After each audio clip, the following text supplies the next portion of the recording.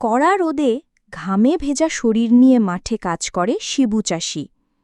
একা হাতে চাষ করে, পানি দেয়, কাটে ফসল, তারপর সেই ফসল নিয়ে যায় বাজারে একটু ন্যায্য দামের আশায়। কিন্তু পাইকার মুন্সি হাসতে হাসতে বলে, তোর ফসল কিছু না, খুব বেশি হলে আধা দাম। শিবুর চোখে হতাশা, মুখে কিছু বলতেও পারে না।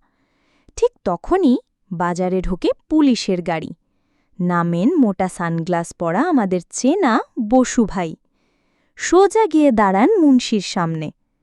জিজ্ঞেস করেন, ফসলের মূল্য ঠিক রাখো তো? প্রমাণ দেখেন আর মুন্সিকে বাধ্য করেন ন্যায্য দাম দিতে।